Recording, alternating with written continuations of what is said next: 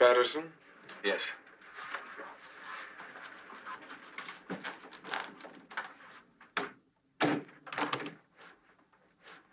I'm Weber, the house proctor. Yeah. And in 22 years, I'd forgotten how cold it gets up here in the morning. There's a fire in the library, Mr. Patterson. You remember the way? Oh, yes, I do. If you'll excuse me.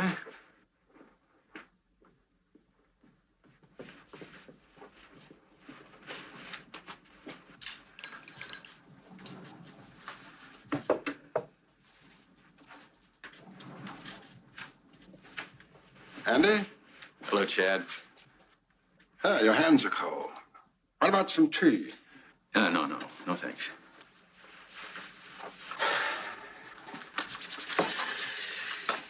It's a wild idea, initiation at sunrise, isn't it? Not so wild. The early brothers sailed on the dawn tide. They were tough birds in those days.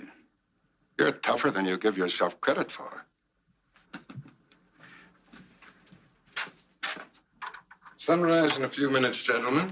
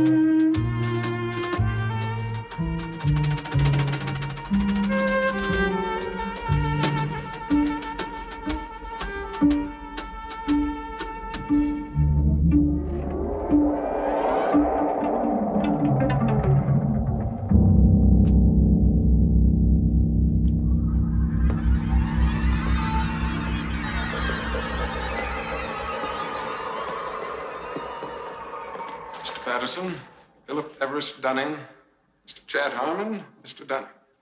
Mr. Dunning,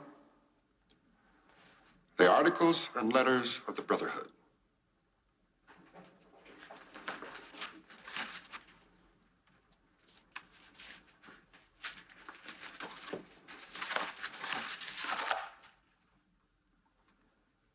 Do you swear that having been entrusted with these articles and letters since midnight, this night, that you alone read them and did not communicate their content to any person whatsoever? I so swear. Having so sworn,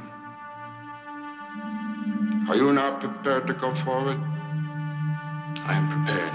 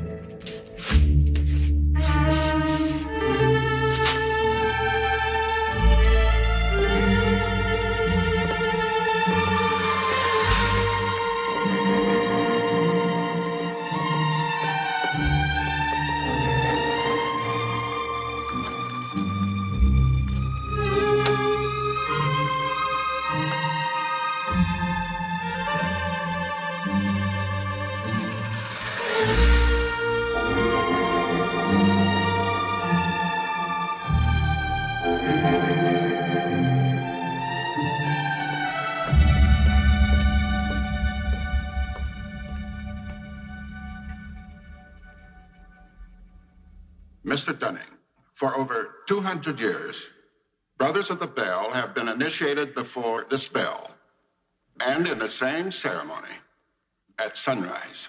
22 years ago, Mr. Patterson stood due east in your place, and I became his senior, as Mr. Patterson is now yours. One day, Mr. Patterson will stand due south, and he will induct a Brother of the Bell, and you will become senior. See, in this fashion does the Brotherhood express its continuity. It will continue long after all of us are dead. But that continuity depends upon one thing: obedience. Absolute obedience. If and when you are ever called upon by Mr. Patterson to pay your due bill, you must comply, whatever is asked of you.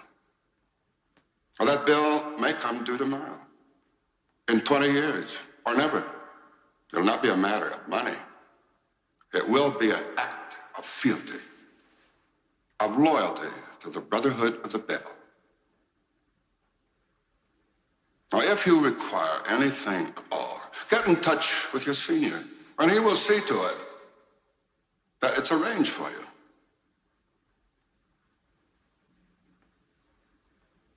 Are you ready for the oath? I am. The oath, gentlemen. I, Chad and Robert Dunning, do swear in absolute faith that I shall reveal no secret of the Brotherhood of the Bell, that I shall respect my brothers and myself, that I will act as they desire, secure their interests as if they were my own. And I pledge this, my honor, my fortune, and my life.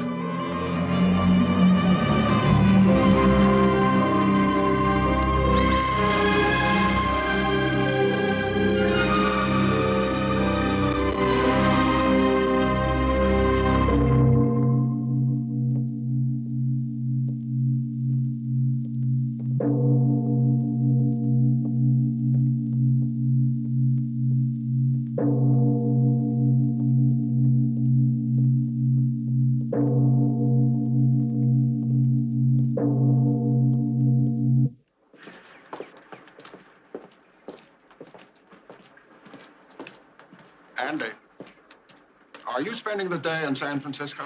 Oh, no, I have to make the afternoon flight home. It's a pity, really. Thought we might have lunch together. Oh, by the way, drop in at this address before you leave. Oh, excuse me.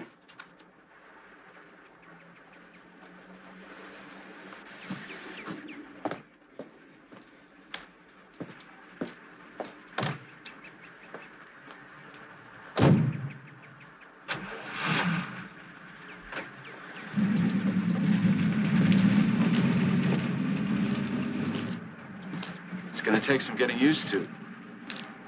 What? I mean, being a brother. Oh, you have my home and office number, don't you? You know, I still find it incredible that I could get anything I want. Anything a man could get with money, privilege, and the best connections. You know, it just occurred to me that we're part of the establishment now. Not part. The establishment.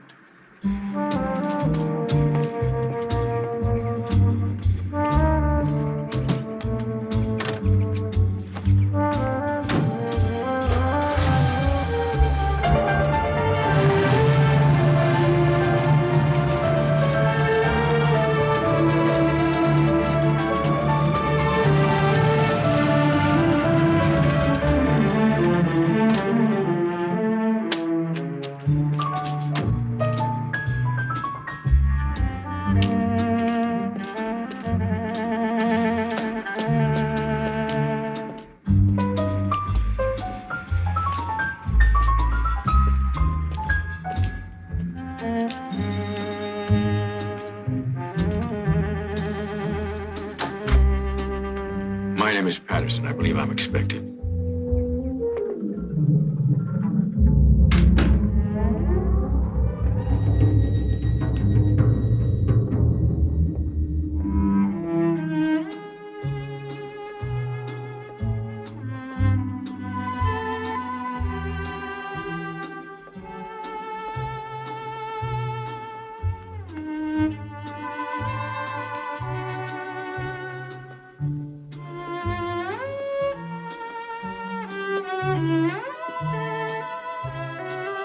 You have a card?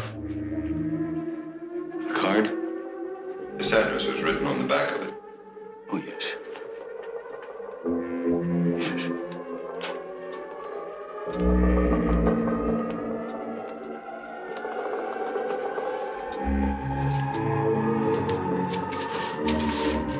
An assignment from the Bell for you.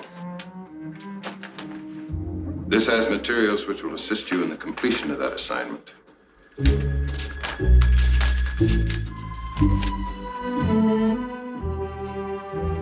Open it any time 1 hour after you've left here.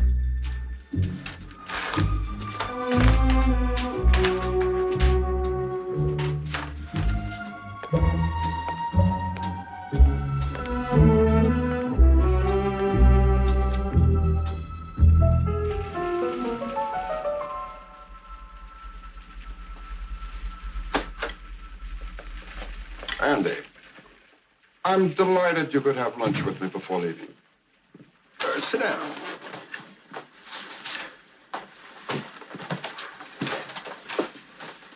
Will you have a drink before luncheon, sir? No, thank you. Have a margarita. Paul does it very well. On second thought, perhaps a straight scotch. No, thank you. We're having sand dabs today. A small salad with lemon and oil dressing? Yes, all right. That'll be fine, thank you. Andy, calm now. Do you know what my assignment is? Oh?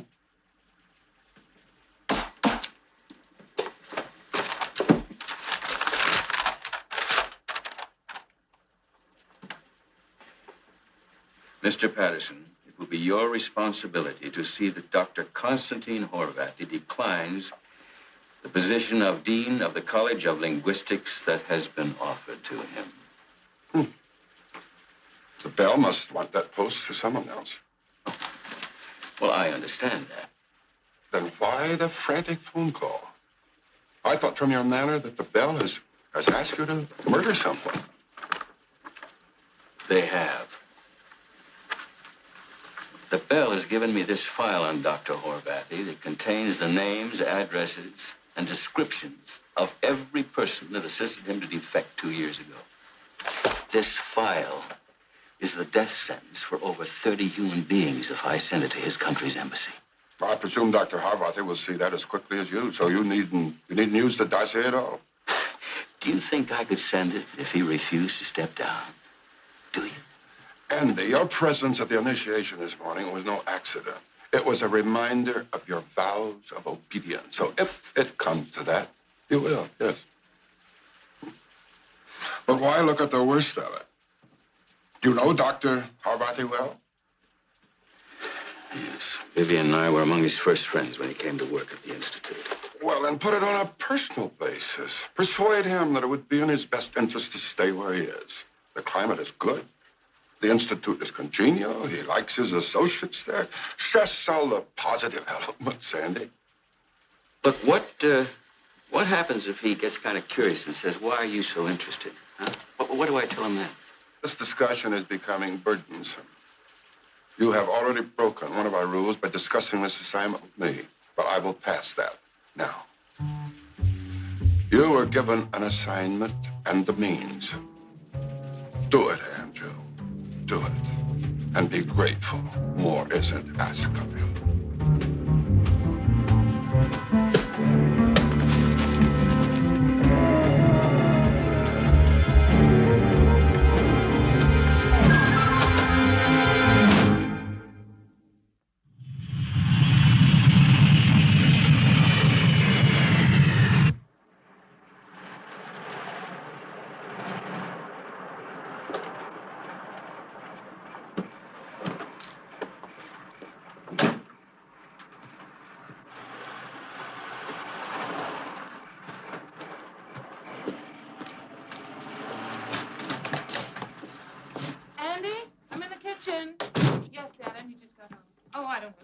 alumni meeting or something up at St. George. Did I tell you about the new tennis trophy? Hideous. Hi, darling. Smooth trip? Listen, Dad, Andy looks hungry. Okay. Yes, I will. Night, dear. Hi. Oh, darling. Listen, I'm gonna go wash up and then I'll have something to eat. Oh, don't be silly. Wash here and tell me all about the old school. All right.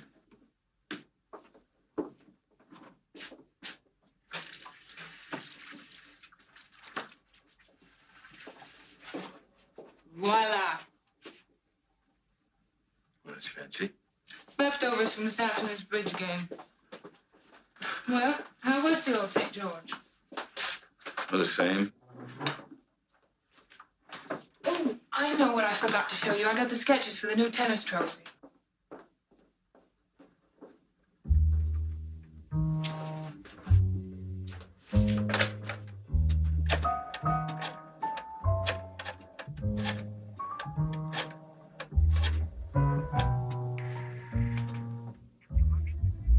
Professor Horvathy, please. Oh. When did he leave? I see. No, there's no message. Just thank you very much. Andy, I can't find him. Hey, listen, I gotta go to a briefing tonight, something about micrographics or I don't know. Oh, you're kidding. Well, Jerry Fielder would like a full turnout, seeing as, I'm senior staff member. I sort of have to. I'll go put on my faculty wife uniform. Well, honey, you don't have to go. I know what the other wives think of me, and I think I just may show up tonight and shock them.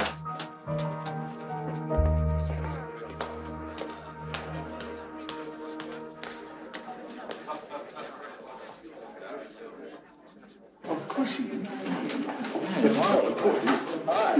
Hi. Good evening. Connie, I'm so glad to see you. Same thing. Connie, yes? Can I speak to you for a minute? You guys gonna come back in time to hear Parliament? Yes, we'll be right back.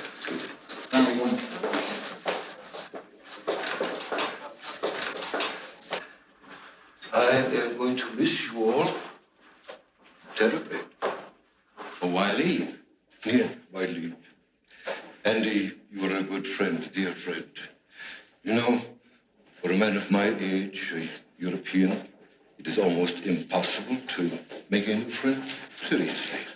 That's why I prize you so much.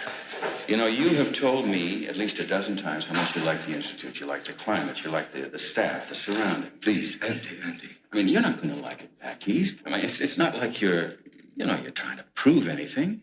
I mean, you're an established figure in linguistics. There is nothing you have said that I have not said to myself 1,000 times. Horvathy, I said, you are an old fool. How many times have the roots of your life been torn up? In the 20s, depression, unrest, revolution. In the 30s, fascists, Nazis. In the 40s, the war. And in the 50s, the communists. Come, let's go back inside. Constantine, listen. As a vital personal favor to me, pass up the appointment. What? Pass it up. I promise you'll have a more important opportunity. Do you realize what you are saying? There is nothing more important. Please, I beg you. Why does it matter to you so much? Why are you begging? I can't tell you. Please, on faith. Please, trust me. No. Reasons. You have given me no reasons yet.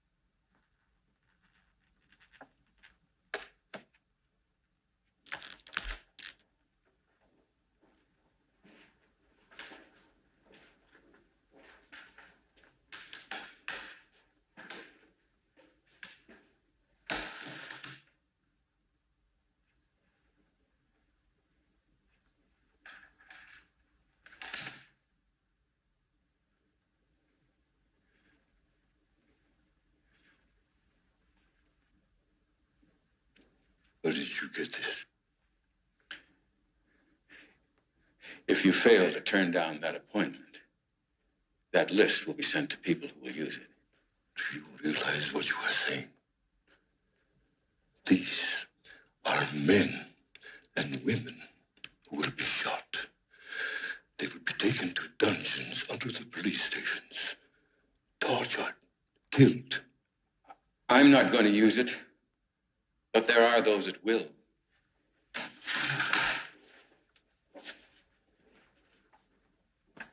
Who are you?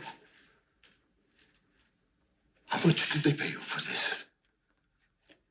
How could they pay you? How? You don't understand. Now, please, please, don't make up your mind right now. Think about it.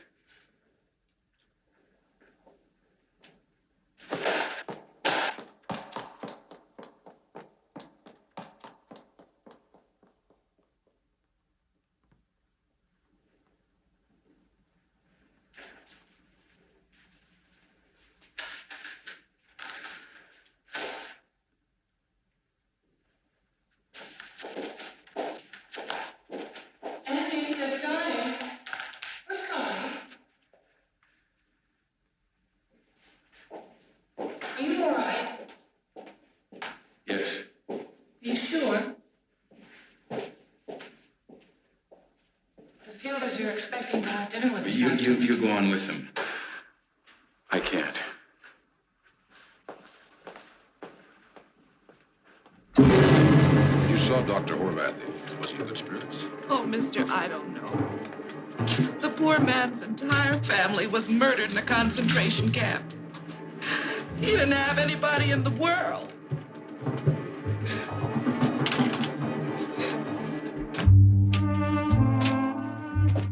What is it? What happened? You wouldn't tell me anything until you came down. We were told that you knew Dr. Horvathy very well. What do you mean, knew him? He was found dead this morning.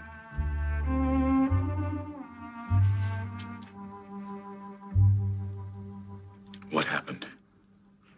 You spoke to Dr. Horvathy last night, didn't you? Yes, yes. What did you talk about? We talked about his leaving his... Did he look forward to that job? Yes. Did he complain of bad health? Oh, you didn't. I never knew a man who complained less about anything in my life. He had no enemies that you know of? Of course he had enemies. He was very outspoken politically. Political enemies, you mean, in Europe? He was a very brave man.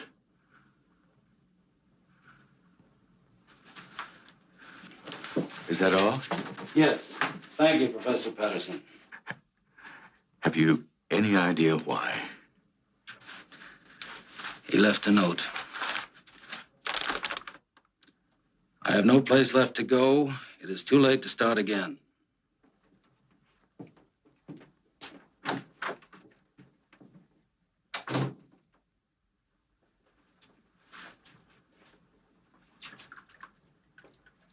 I can't believe it. I can show you the file he sent me. I don't mean I doubt you. I just can't believe that you could keep a secret like that for so long. I had no reason to tell you until now. Now I'm a murderer.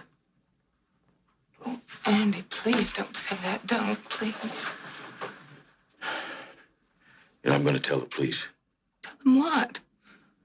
About the Bell? About your membership? I'm going to tell them what I told you. But you can't do that. You said they had a rule about keeping silent. Oh, I don't know what you should do anymore. You've thrown so much at me. I really wish... You wish your father were here, don't you? I didn't say that. That isn't what you said, but that's what you meant. If that's meant to be sarcasm, then just remember that you lied to me for 12 years. By omission, if nothing else. Oh, I didn't mean to say that. Listen, Andy, Dad is not a child. He's a man of wide experience, and you respect him, don't you? I know he respects But you. what do you want me to do? Tell him what you told me. If you don't like his advice, you just do what you think is best. I have as much at stake as you do.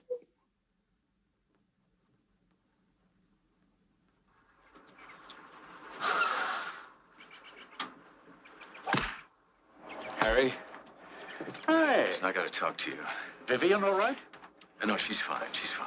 Oh, why don't you walk around with us? No, not now. Okay. Sorry, gentlemen, you'll have to forgive me. Next week, perhaps. Now, what is it? Health, money, or a divorce? No, none of those. Well, it can't be anything too serious, sir. What did you do with those papers? Oh, I have them right here with me. I'm going to turn them over to the police. Look, if this fraternity is as big and important as you say, and I'm not doubting you, Andy, believe me, wouldn't you do better to go to the federal government? I mean, rather than some local police department. I have a friend in the Federal Security Service. Well, I hadn't thought about that. No, but you're right. I have a good idea from time to time. Listen, Harry, I got to tell you something. I know that in the past, Vivian's the baby in our family. I expect she'll go on turning to me when the pressure's on, as she has done since the day her mother died. But I don't want to get in your way, Andy. Truly, I never have wanted that. You see, I don't blame her, for not trusting me. Because I haven't really been completely truthful about the Bell. But you see, now she's got to share the result of whatever happens. What will happen? I don't know. I know the Brothers of the Bell will punish me. See, they have unlimited powers. Forgive me, Andy, I don't think unlimited powers are so easily used these days. Not by governments or organizations. But you wait here. I'll go and call my friend. Oh, ask him if I can see him this afternoon. I'll ask.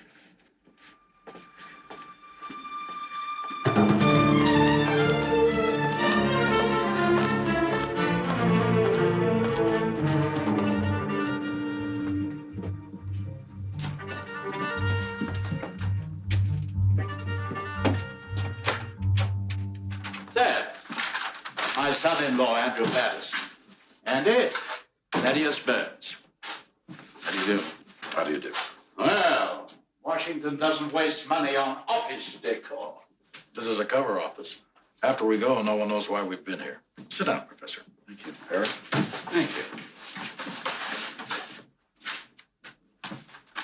Tell me about this secret society you belong to. Well, they call themselves the Brothers of the Bell. I was recruited when I was a senior at St. George. It's a very old organization. It must be old. I think it's about 200 years old. Founded in Massachusetts. In Massachusetts Bay Colony, to be exact. Its two founders were Jonathan Bridger and Caleb Hampton. You know about it? Would you excuse us, Harry? Shall I wait? Listen, Harry, I want to thank you for everything you've done. Anything I can do to help, anything at all, call on me. Thanks a lot. That.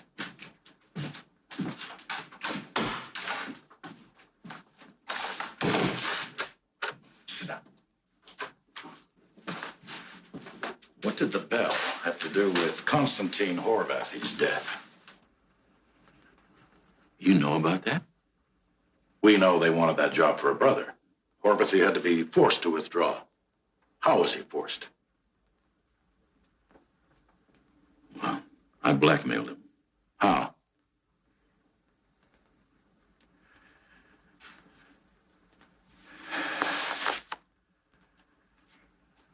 With this list.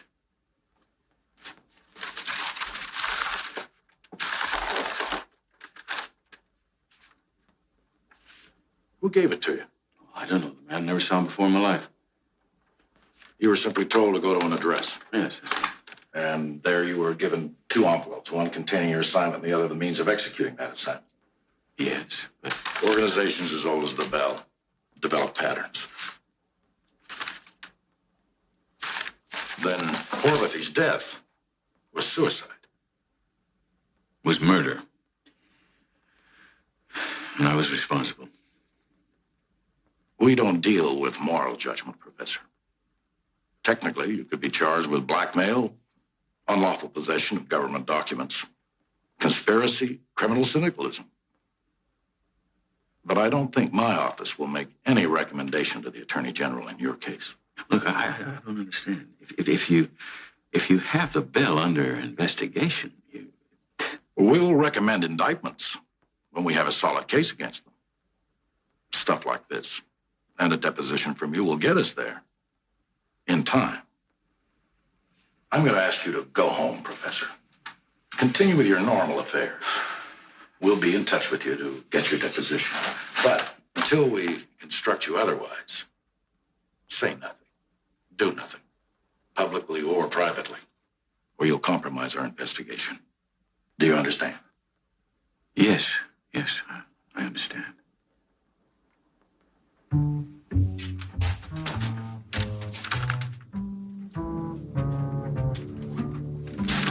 Professor, if it's any comfort to you, if this list hadn't stopped Horvathy, the Bell would have stopped him more painfully.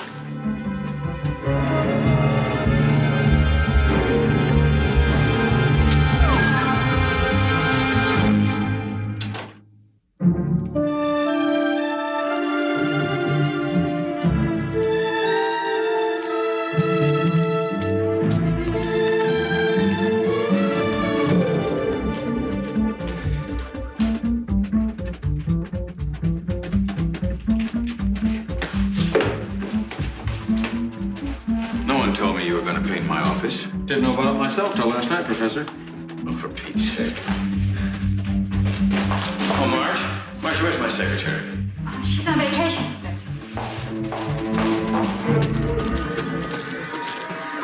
Jerry? Excuse me. Look, Jerry, I'm a senior member of the department, and I'm unaccustomed to having my secretary sent on vacation and my office closed without my knowledge and permission. Well, I'll get you another girl in another office. That's not the point. What about my papers, my files? Andy, ask me anything. Don't ask me to fight painting schedules. Take the week off.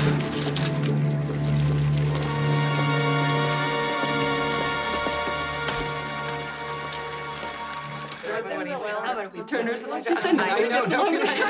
What should you do? Andy, what are you doing home?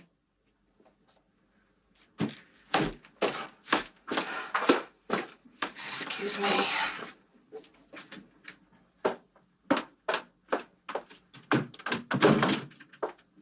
Andy, what's the matter? What are they doing out there? Keep your voice down. The committee to the Junior League Ball. Are you serious? I do it every year. I don't understand you. I really don't understand you. There's a man dead just 2 days. He's dead because I killed him, and you're out there worrying about who's going to sit next to who at some silly country club dance. What else do you want me to do? Well, I sure don't expect us to go on living the empty life we have been living, that's for sure. You went to the Institute to work today. I went there because I wanted to get out of the house and not think. So I just didn't want to think. Oh, I see. You want me to sit here and think. What do you want me to do? I've known these people all my life. Do you want me to go in there and tell them why I can't pay attention to the Junior League? Darling, Professor Horvathy was a dear, sweet man, and I'm sorry he's dead. But I can't accept the idea that it was your fault. And I won't accept the idea that it was mine. Look, I know it's not your fault. I know that. I guess I can't expect you to not go on living your life the way you always have. But I can't. Don't you see, I just can't.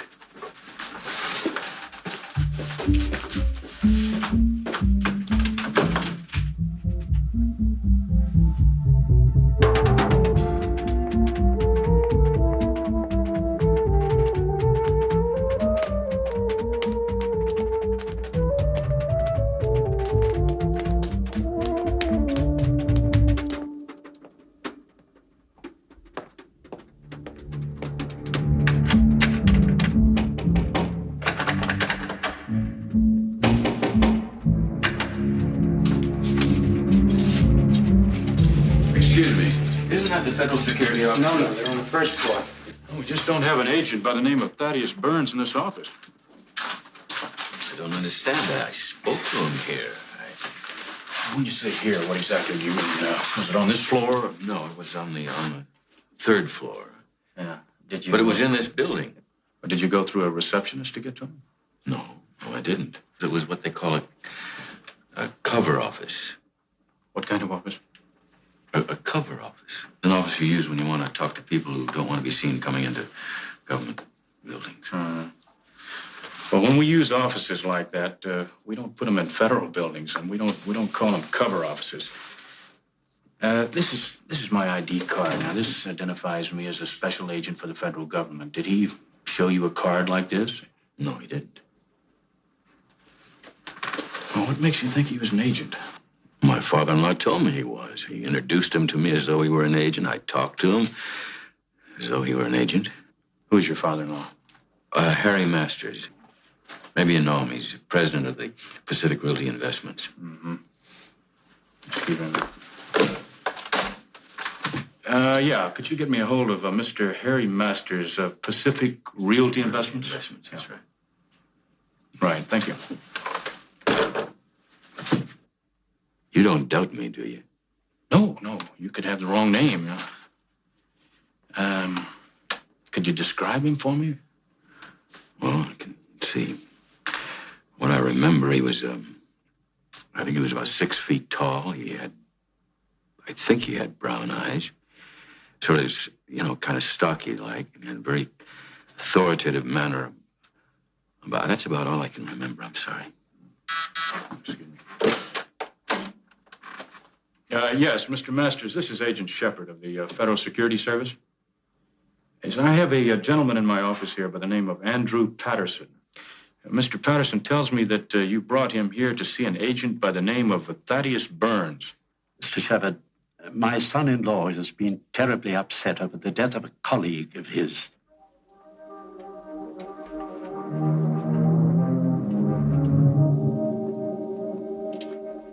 Yes. I see. Yes.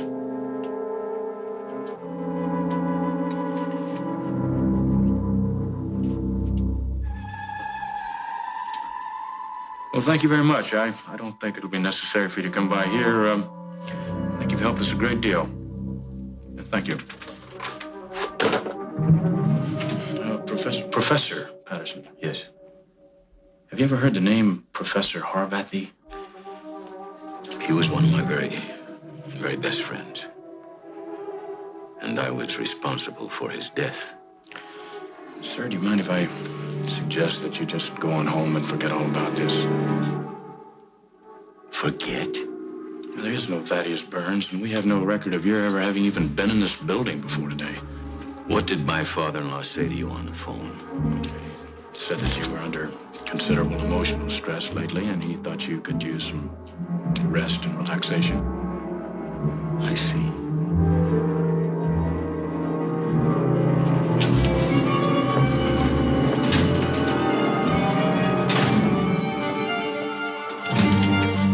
Mr. Masters in? He's in a damn place. He's not alone, Professor.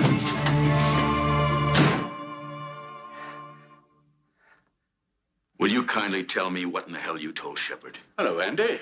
Want a drink? No, I don't want a drink. Doctor, this is my son-in-law, Professor Patterson. Dr. Louis Bauer. Glad to know you, Professor. What did you tell Shepard? We've been talking about you, son. You wouldn't be a psychiatrist now, would you? As a matter of fact, I am. Well, I can save you the time and trouble. I'm not insane. No one suggested you were. What did you tell Shepard? I told him nothing more than I've told you already, that I considered the story bizarre and wild. I also said that I thought you needed rest, perhaps psychiatric care. But you didn't tell him that the agent you took me to see did not find the story bizarre. As a matter of fact, he took the file I had to use as evidence. Andy, I thought you'd understood from Mr. Shepard that there was no agent named Burns. You did confirm that much, didn't you, Professor? Well, who was the man you took me to see? I never took you to see any man. You're a damn liar, Harry.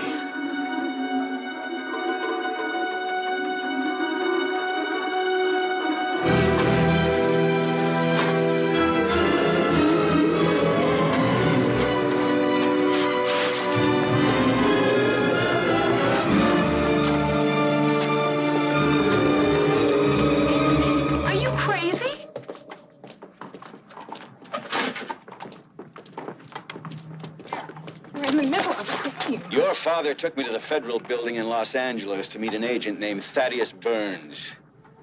Now, we talked for about 20 minutes. I gave him the file I had, along with my instructions from the Bell. You already told me that. Your father now flatly and absolutely denies he ever took me into any federal building in Los Angeles or that he ever knew any agent by the name of Thaddeus Burns. What? He didn't lie only to me. He lied to the agent I went to see later on. Andy, I don't understand. What do you want? I said your father lied. Why should he? I don't know. Yet. Either he's a brother of the Bell or he's under their control.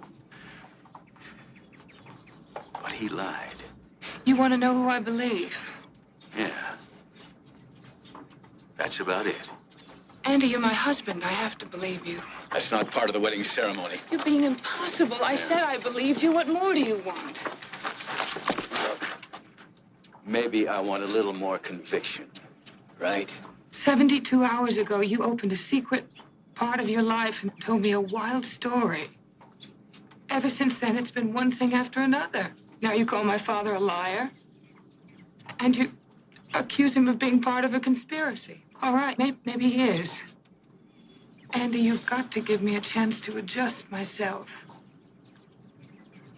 I can't make instant changes in the way I think and feel. Time. That's all I ask.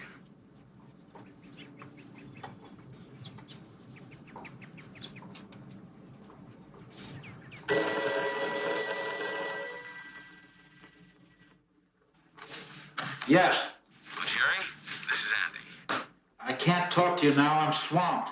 Listen, Jerry, I have kind of a problem, and I'd like to discuss it with you. I'm going to have to cut you off. I have a desperate situation here. Come on, get me off the box and pick up the phone. I'm in trouble. I want to talk to you. I'm sorry, Andy. We've been going very hot and heavy here, but I'm not going to be able to talk to you until tomorrow. Now, I have to be firm about that, and I mean rock firm. In the morning. Late morning. And practice being brief. I'm sorry. I don't mean to be short with you, Andy. Kiss Viv for me. That's not like Jerry at all. Honey, there's something going on. I don't know what it is. Something's happening. Something... You know, it's like fog going around the corner of the building at night. You know, it's there, but you can't see it. Something strange is happening, Vivian. Something very strange.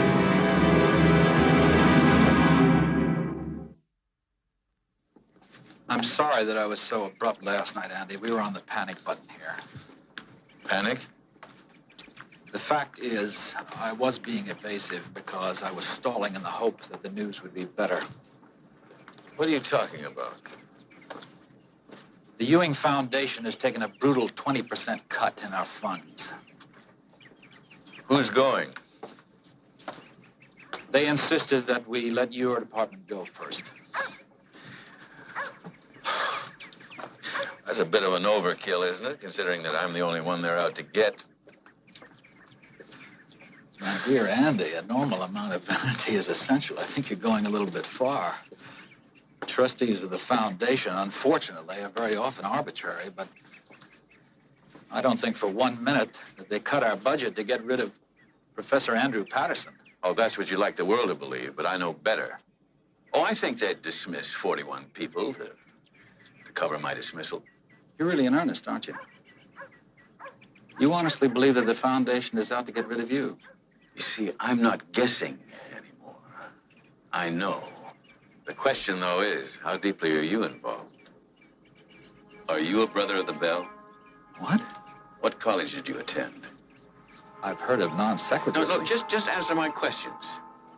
Did you attend the College of St. George? I've attended over 6 colleges, Andy, as an undergraduate and as a postgraduate, both here and abroad. I think that you'll find those academic affiliations in my biography in any recent edition of Who's Who. I don't think that you'll find the name of St. George on the list. I don't care what it says in Who's Who. I think you're lying. I think you're just as guilty of Dr. Horvathy's death as I am.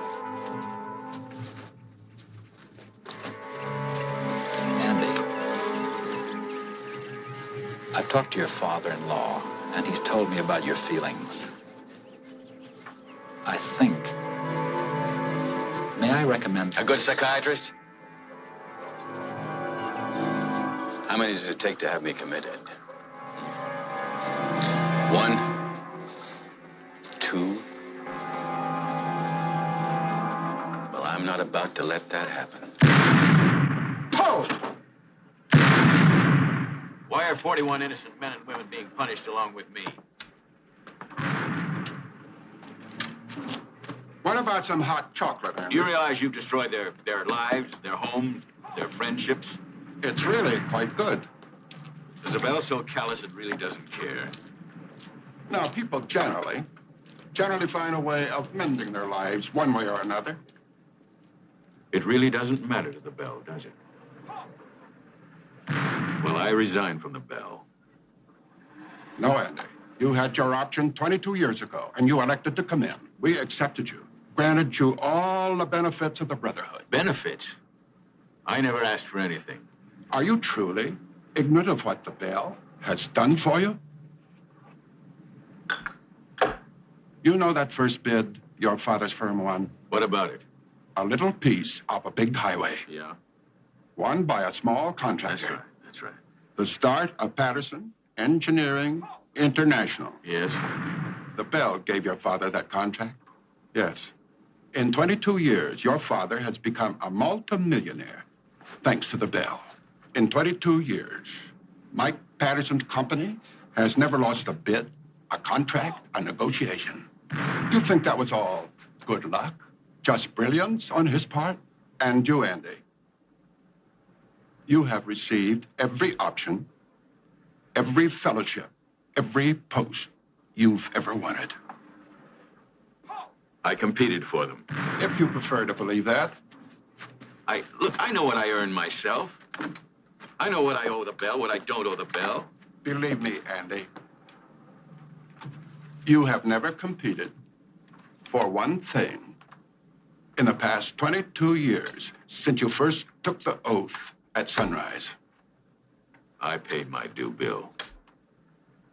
Constantine Horvathy is not going to accept the appointment. That was my bill, and I paid it. But you did break the silence, didn't you? Well, I'm giving the Bell fair warning.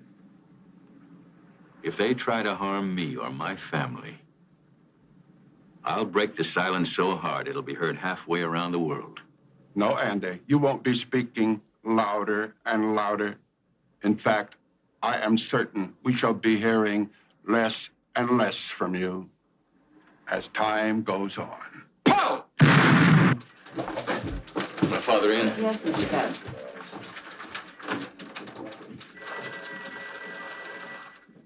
You're telling me that I didn't build this company? You remember what you told me when you sent me off to college? Know the right people and you can go anywhere? And the right people send their sons to St. George? Well, that was only an expression. No, you were right. Oh, you were absolutely right, because that isn't the place where you joined the Bell, and the Bell made you a millionaire. Well, this generation gap is too much for me. I'm accustomed to kids who hate the world they didn't make, but you're telling me that I didn't make it?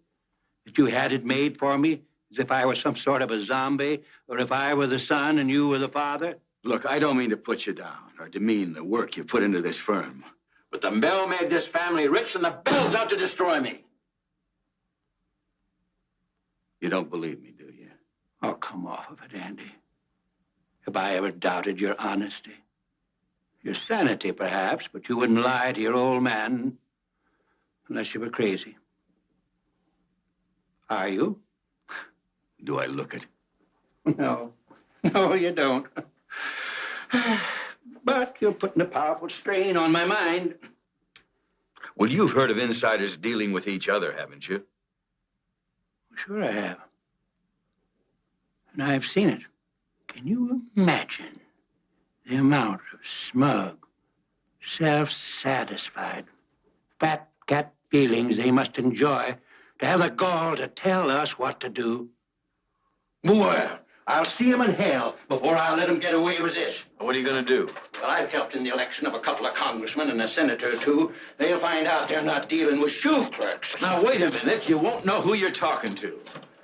Now, I haven't figured out yet how to fight them, but I know I can't play their game. All that behind-the-scenes influence. You see, it's just too powerful. But believe me, I'm going to fight them. And I'd like you to sort of stand by and be my reserve. I suppose that's a polite way of telling me not to stick my nose into it, hmm? Without letting my Irish carry me away? My flesh? My blood? My fight? Yes. But let me start. And if I need help, I'll call on you. If you need help, you call on me. But don't try to fight them alone, because I know them better than you do.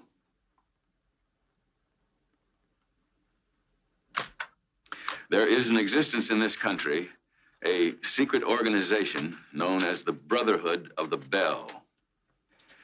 I was a member of that organization for 22 years. And as a member, I was ordered to blackmail Professor Constantine Horvathy. An act which I'm ashamed to say I committed. Now, as a result of that blackmail, Professor Horvathy committed suicide. So you see, I was really an accessory to the crime of murder. Now, I accuse as my accomplices Chad Harmon of San Francisco and the Brothers of the Bell. All right, stand by. Coming up on 2 in 2 seconds. 1, 2. Take it, Q Harold. Professor Patterson would offer no names except his own and financier Chad Harmon. District Attorney Avery Hazelton was interviewed by Ed Larksburg of the 6 o'clock news. If the blackmail took place, if Dr. Horvathy's death was a result of such blackmail, we'll present the facts to the grand jury and make a suitable indictment. But you have Professor Patterson's own confession. I've been a police officer and a district attorney for many years. Lots of people confess to crimes of which they're not guilty. Then are you suggesting that Professor Patterson is not responsible for what he is saying? All I'm saying is that the existence of a super-secret organization, the kind of white Anglo-Saxon Protestant mafia of rich, influential men, is a bit lurid for my taste. Q Harold. Meanwhile, in San Francisco, financier Chad Harmon, named by Professor Patterson as co-conspirator in the alleged secret society, was asked about his alleged connection in the Brothers of the Bell. But you did attend the College of St. George. Sure, 40 years ago, one semester. And I am a member of Beta Epsilon Lambda. And I have been in the so-called secret chamber at the Bell. Now, this is a room which contains some priceless antiques. You see, St. George is one of 18 chapters. And I don't know really what the total membership is. 40,000 members nationally. Well, anytime 40,000 people can keep it secret for 22 years, I would consider that something of a miracle, wouldn't you? Professor Patterson does not say that all members of the fraternity are Brothers of the Bell. He claims the Brotherhood is a very small, highly selective secret organization of which you and he are members. Well, it must be terribly secret because I wasn't even aware I was a member. Professor Patterson claims that you accompanied him to the Federal Security Service. I did not. The government will confirm that. I believe they already have. What did you do when you heard your son-in-law's account of the conspiracy of the Bell? I consulted with a reputable psychiatrist to discover if Andrew needed help. Well, at least that part of it is true. How many times did the police say to let it ring before we answered it? 4 times. Gives the police a chance to monitor the call.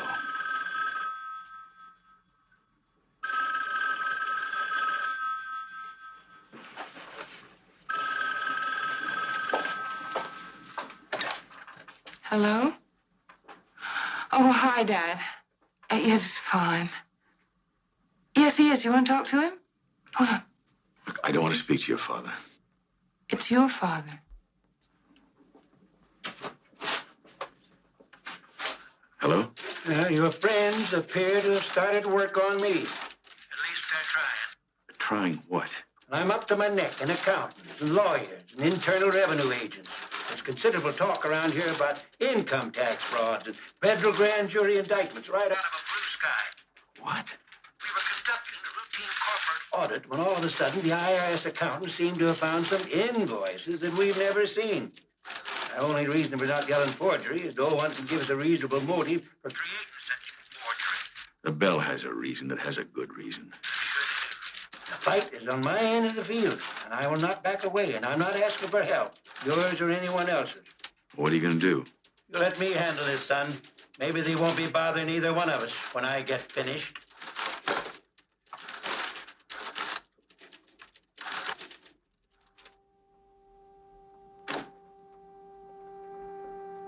Mike, what are you doing here?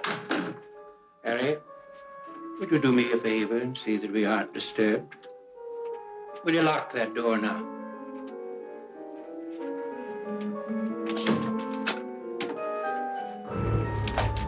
Harry, let me tell you something.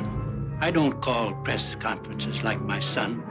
I've had men crowd me before when I was a ditch digger, and I used my fists, and I'm not above using them now. What's the matter with you, Mike? Are you crazy? Don't misunderstand me, Harry. I'm not talking about a beating. I'm talking about a killing. With my 2 hands, Harry. You see, I believe, my son, there is a bell, or whatever you call your little boys' club. It doesn't exist. You are going to get on that phone and call your buddies and tell them to call it off now. Do you hear now? I can't. You see, I can beat you to death, and I am going to unless you make that call.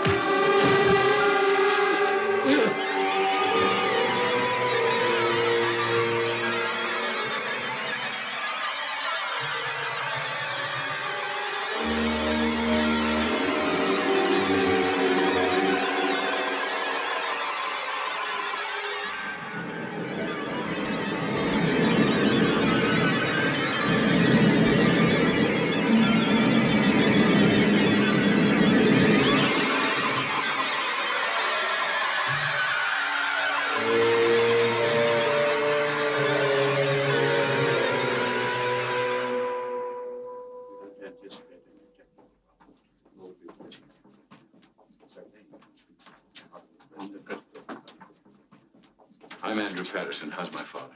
As I was telling Mr. Masters here. Tell me. Father's had a stroke. Technically, a cerebral hemorrhage. How bad? He's comatose, Mr. Patterson. Now, he wouldn't recognize you, but if you want to see him, wait here. What happened, Dad? I don't think Andy wants to know. Of course he does. Do you? Well, I can guess. He came to get the Bell off our backs. I blame you for this, Andy. Your neurosis drove him to this. You get out of here. You get out of here now. Whatever you may think, Andy, I didn't want this to happen. Truly. I hope he recovers. Call me if you want me.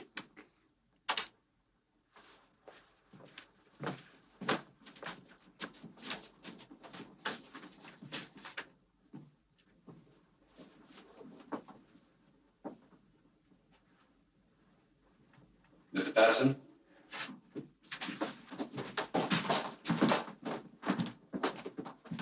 Just Mr. Patterson, please.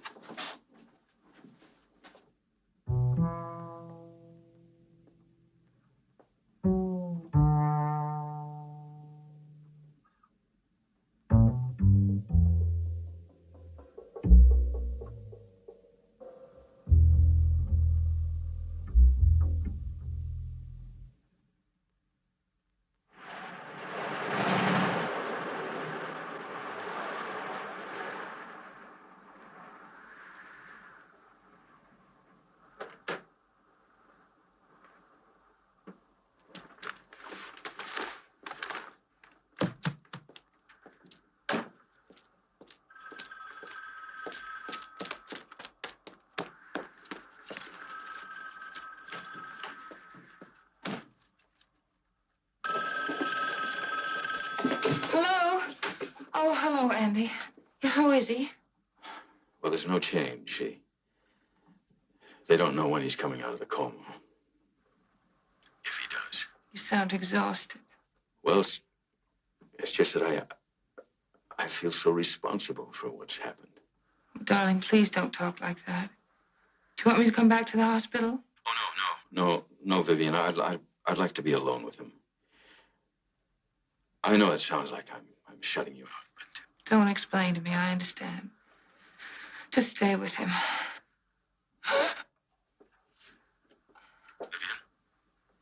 what's that? What happened? Nothing, darling. The light just burned out in the kitchen. I was a little surprised. I feel a little foolish standing here in the dark. Well, you're not alone, are you?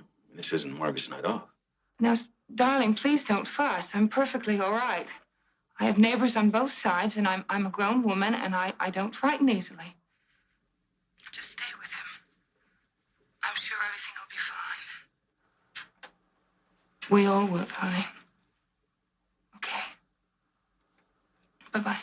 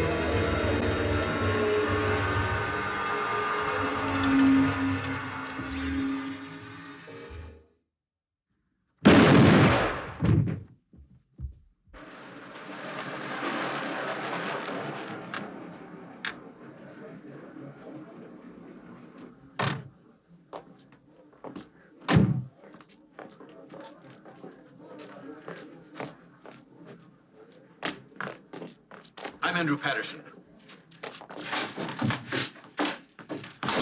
Are you all right? Did they identify the man? Who is he? It's Baxter. Mr. Baxter. Baxter? You mean our next-door neighbor?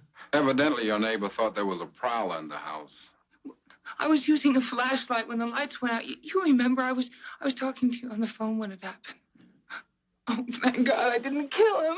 Oh, it was one of those mix-ups. Good thing it didn't turn out any worse. Are you satisfied with Baxter's story? Of course it happened that way. Well, let me ask you, is there any reason why we shouldn't be satisfied? There's an organization known as the Brotherhood of the Bell that's out to harm me and my family. Please don't go into that. It happened exactly the way the police said it did. It was a mistake. It was a mistake on my part, and it was a mistake on Mr. Baxter's part.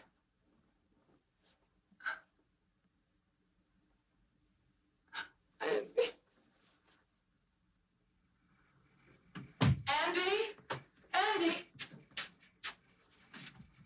Couldn't you sleep? trying to retrace Baxter's movements. What for? Well, maybe the police believe him, but I don't. I believe him, Andy. Why did you panic? Why did you shoot? Because a month ago I wouldn't have. Because a month ago I wasn't afraid to be alone in this house. And because a month ago my life was not a recurring nightmare. I'm sorry. I don't know how I'm going to face it. It was an accident, all right? I'm ashamed to go to town. I was born and raised here. My family, my parents, my sisters. All right. Andy, wait till the fourth ring. Oh, might be the hospital. Probably some nut.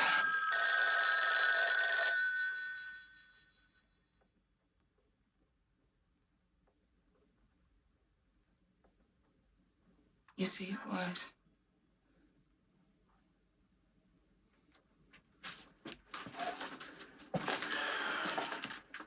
Can you imagine what they're going to say when I find out about poor Mr. Baxter? They're going to say, well, just crazy as you are. Does it matter what people are going to say? I mean, really? I'm not as strong as you are, Andy.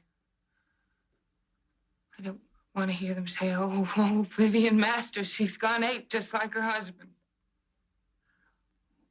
Do they still call you Vivian Masters after 12 years? I meant Patterson. Did you? Don't psychoanalyze me. It's cheap and it's easy to call me hysterical. Just as it's cheap and easy to call me a nut. I never have. Oh, darling. Please, let's just sell the house. We'll sell the house and we'll go someplace, somewhere together. Just the two of us. Until this all disappears. Well, we can sell the house, but all this isn't going to just disappear, you know. What do you mean? Well, I have a couple of television and radio interviews I'm going to give. Why? Well, because Is there anyone left in the civilized world who hasn't heard about the Bell? The Brothers of the Bell? I owe Constantine Horvathy a debt. You don't owe him anything. I paid. You want me to pay for the rest of my life? I shot Mr. Baxter. What do I owe him? That was an accident. He bled, didn't he? Is his blood or his flesh any less precious? Well, there's a difference. I don't understand the difference. Oh, you don't? Well, there is.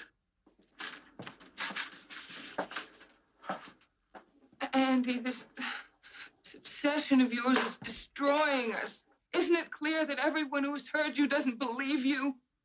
And even the people who believe you don't care. Look, all I know is that I want to hurt them. Vivian, I want to hurt them bad. I want to hurt them. But how will you know when you have? I want to hurt It doesn't bleed. It doesn't cry out. It doesn't fight back. Don't try to stop me, Vivian. Just don't try. I will try. Because I won't allow this to continue. It's got to stop here, and it's got to stop now. Because otherwise, I'm leaving you. Right now. And I won't be back.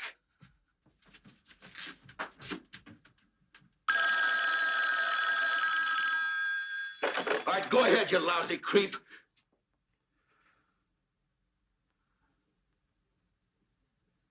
Yes, Doctor.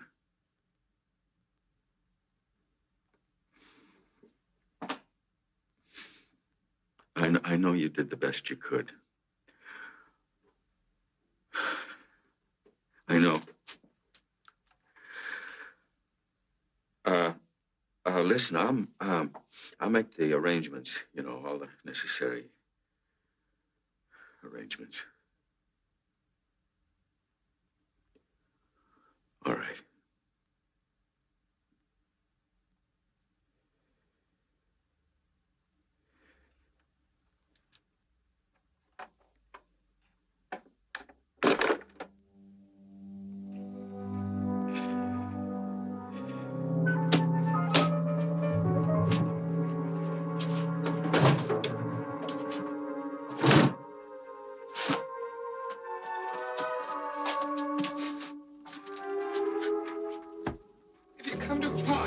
Forget it. Andy, why must you be so stubborn? My father can get you another job if that's what's worrying you.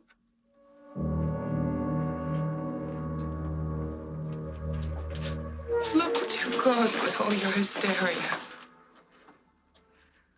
2 men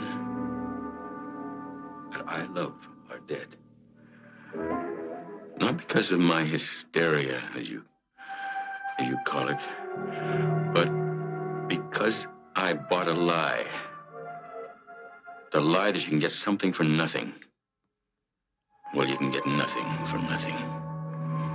Not even you.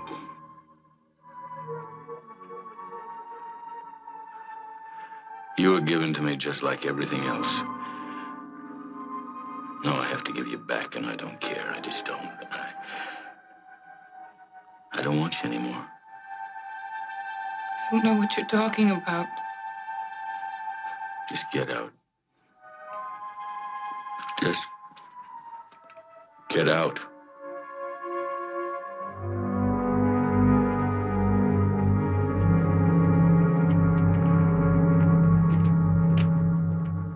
Well, what have you and Professor Patterson decided, Bob? Bart, this is a cheap cop-out.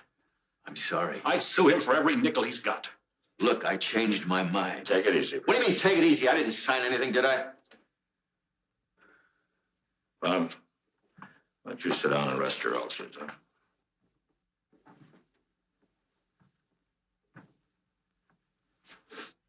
It's now 2.5 hours before showtime. Professor, I want you to tell me why you don't want to appear on my program. You can level with me. I don't get upset like my producer does. I came down here and I saw what I was getting into. That's why. I know I conduct a sideshow, but that's where I get my audiences from. It's my rating. If you watched the show over the last few years, you've seen some very important people have not been afraid to appear with me.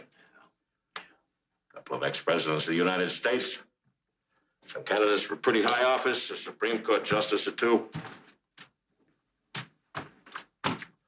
I would pass over that. I'll tell you something I don't think you realize. Your whole story about the Brothers of the Bell, or whatever you call it, is not newsworthy anymore. The story's pretty well kicked. Nothing new has happened to make anybody sit up and take notice. So if you want attention, you're going to have to be pretty persuasive. You see, the difference now, Professor, is that I don't have to compete with another show for you. You're going to have to convince me that you're worth putting on my show. You know, your father's company's in big trouble. What did the SEC decide about Patterson International stock, Bob? They've suspended trading, pending the trial for the indictment on income tax fraud. The word's around that your house is up for sale. Is that true or false? Yes, I put it up for sale. And that your wife has left you because she thinks you're a kook? Well, we're separated. But the reasons are our business, nobody else's.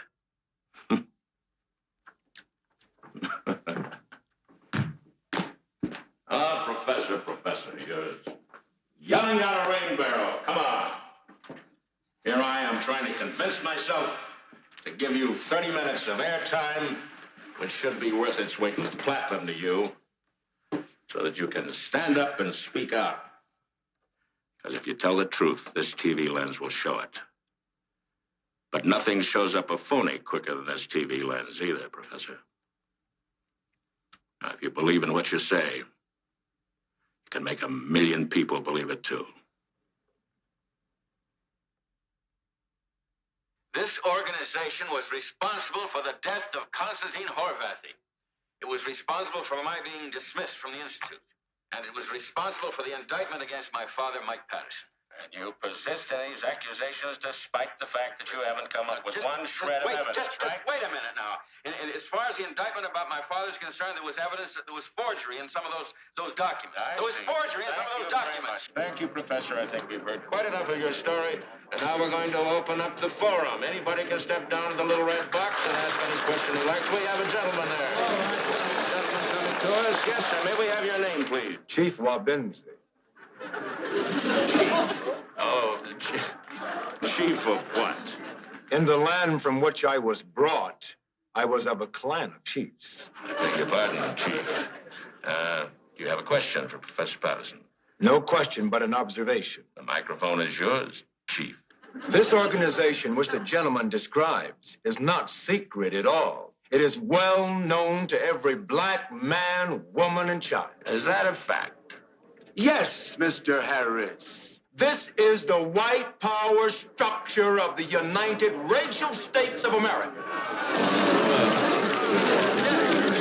The United what?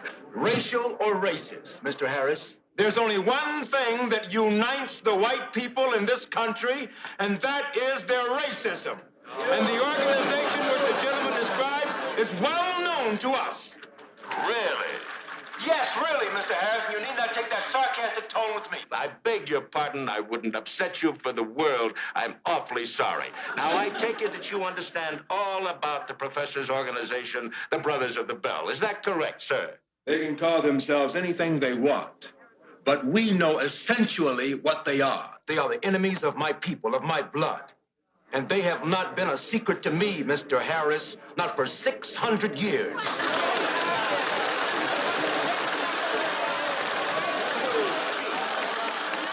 Thank you very much for your kind words. You may sit down. All right. Anybody else for the forum? Huh? Ah, here comes a young lady.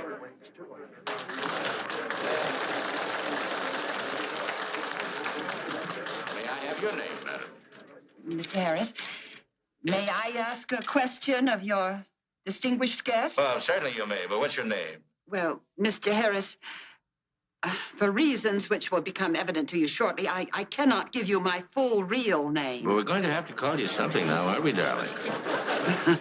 Could you call me simply a patriot? Certainly we can. Mrs. Patriot, proceed. I mean, simply patriot. Oh, you're not married, huh? All right, simply Patriot, proceed. Professor Patterson, is it not a fact that your real name is not Andrew Patterson, but Abraham Warsaw? My name is Andrew Patterson. Now, that's my name. Of course. I expected you to deny it, Mr. Abraham Warsaw.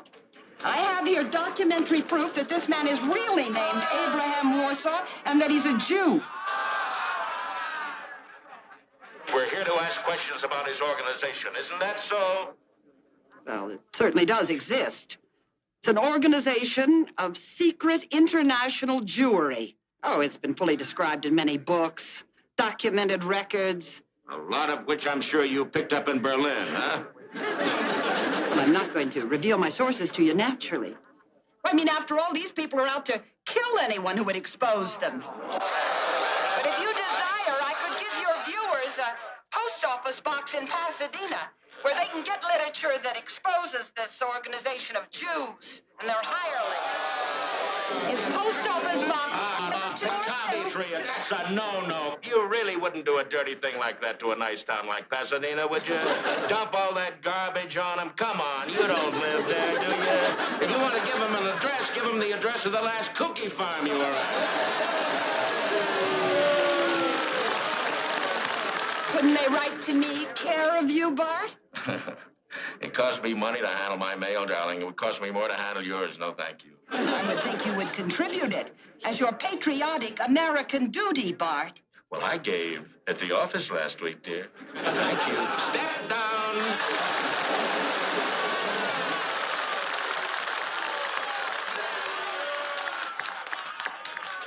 All right, quiet down a minute. I want to say something. You want to hear a thought that just occurred to me? I don't think our Professor Patterson is part of a Jewish conspiracy or part of a white power conspiracy. But he is part of a conspiracy. The Brothers of the Bell, I am certain in my mind at this moment, is in fact an underground Catholic organization formed by the secret college of cardinals in Rome, formed to seize political, economic, and religious control of the United States of America.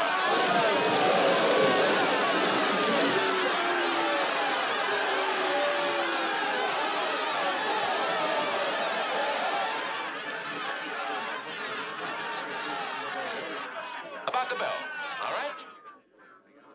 We'll refer to the bell as the Great Bell of St. Peter's in Rome.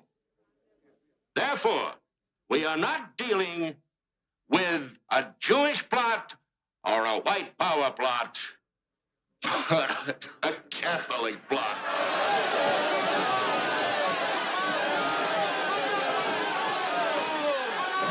Well, thank you for your observation, Mr. Harris.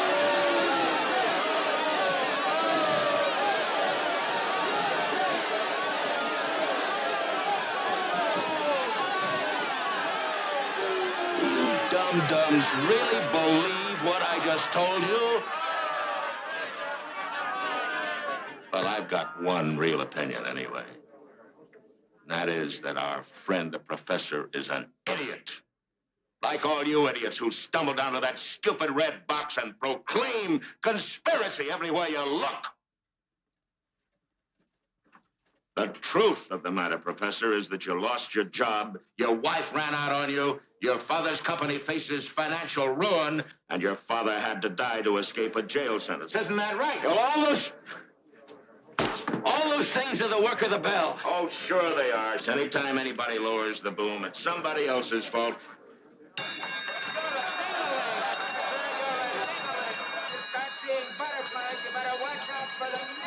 Those vilifications don't answer any of the points I made. Somebody's gonna drop the net on you, you creep. I can understand why those meatballs believe in you, because they're sick and ill-educated and stupid, and they haven't got a thing in the world to believe in. But when somebody as well-educated as you, as fat, as protected, as privileged as you are, starts to yell conspiracy, you make me sick. This country gave you everything you ever had, and you ought to get down on your knees and thank God for every day of your life, rather than throwing garbage on the flag and the government and the decent people who are trying to do what they can to keep it. How much did Harmon and his gang, how much did you have those brothers pay you to do this? Or are you a brother too? Did you go to the college of St. George? You answer that question. Yes, these are accusations you're making. These are accusations. I haven't lost a slander suit yet. Did you graduate from the college of St. George? Answer that question. You answer that question.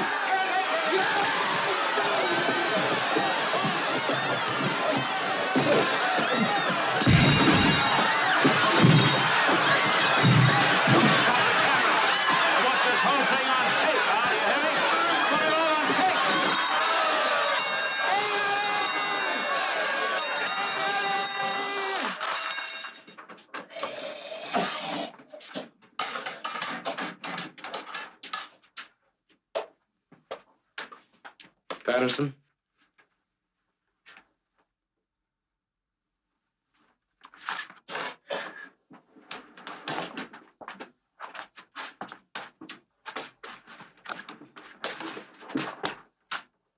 You posted my bail? Yes. I pulled some strings to get you out an hour earlier. The newspapers are going to get a picture of you sooner or later, and I thought you might look more presentable later on. Come on.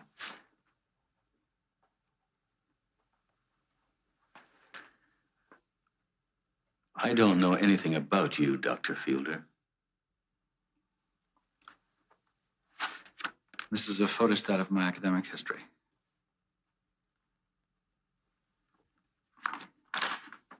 You won't find any mention of the College of St. George. I posed two possibilities to myself. One, that the cut in funds made by the foundation was completely arbitrary. And two, that it was not and had a hidden purpose. The purpose was to get rid of me. Yes, I agree. Ewing Foundation told me that the cut in funds was made at the direction of their bank. And the bank told me that it was against their policy to disclose who decided what they did. However, I threatened to make an issue out of it. Tell me something. How many members of the investment committee were alumni of St. George? One, the chairman. I don't think that constitutes real proof. But I began to get other signals. Such as? I felt honor-bound to help all those who had been separated as a result of the cut to get comparable or better jobs. I succeeded in every case except mine. It was as though your name was on an invisible national blacklist. It is. You two are going to be up till all hours, so I'll say goodnight. Andy, why don't you sleep here? Oh, no. Listen, Betty, if I stay in this house, it'll bring you nothing but trouble, you and your family. It's no good. You're staying. No, it's... Jerry agrees with me. See you in the morning.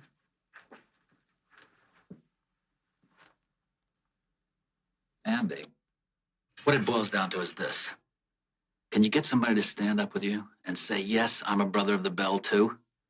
I suppose I found him. What good would it do? Why should they believe him? They didn't believe me. Well,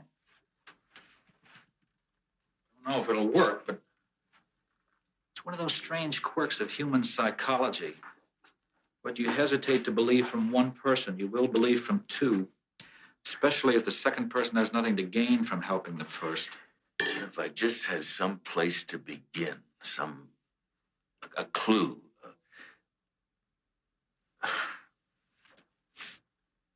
Come on, why don't you get some sleep? We can do this again in the morning. Come on.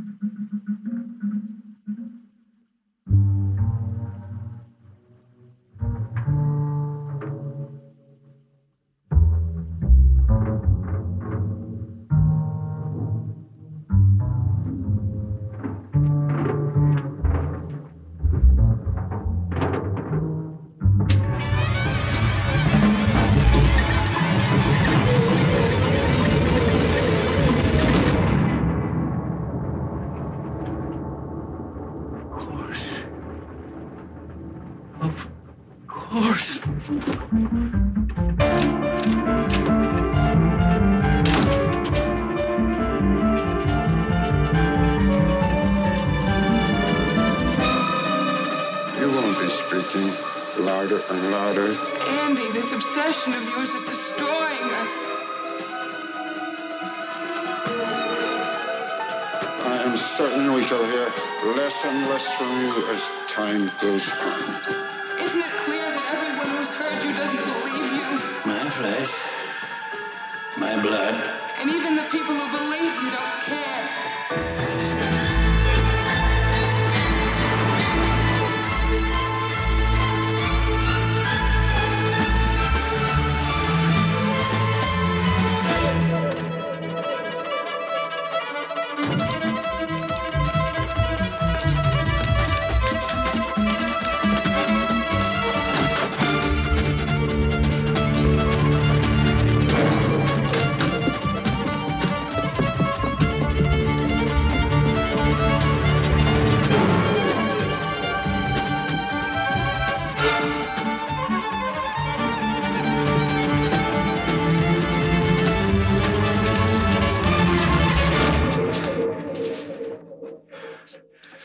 Please. I just want to talk to you, that's all.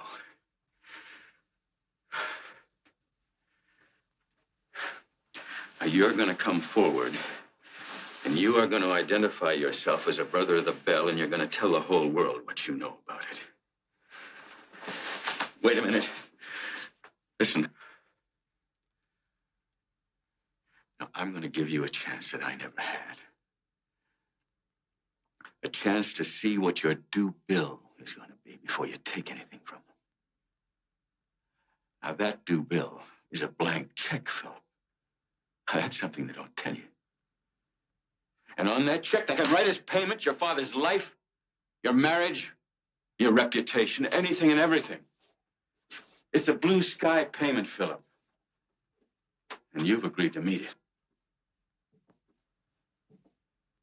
You agreed once. And if I'd known this when I was your age, I would have told them to go to hell no matter what they offered. Because whatever I have, I can persuade myself I could have gotten without their help, or I didn't need it. See, I didn't call on them. They called on me, and they will call on you, Philip. And remember, whatever they ask, you are going to have to deliver. Have they told you why they're out to destroy me and everyone around me? Have they? Oh, no, it's not because I refused to make the payment. I made it at the cost of a man's life. And then I sickened of it. I said, no, this is not going to go on. I'm going to stop it. I'm going to break it. I'm at war with them, Philip. You see, you either got to be at war with them or you're in their service. They won't allow anything else. They won't allow, any kind of in-between ground. All right, well, now I won't allow it. As long as I last, I'm your friend. I'm your ally. I'm your way out of the Bell. You see, you don't owe them anything. All that mumbo-jumbo spoken downstairs, that doesn't make you a brother. They've done nothing for you. And you've done nothing for them. And now you can escape them. You can escape them using me. Me as your way out, Philip. But when I'm gone, there'll be no escape. Come with me, and you're free of the Brotherhood. You won't owe them anything. We'll catch the noon plane, to Los Angeles, you and me. You're my last chance, Philip. And I'm your last chance.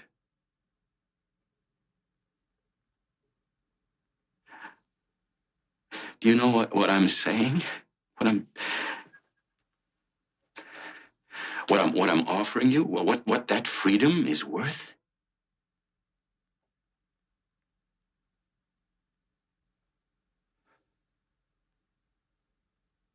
Oh my God.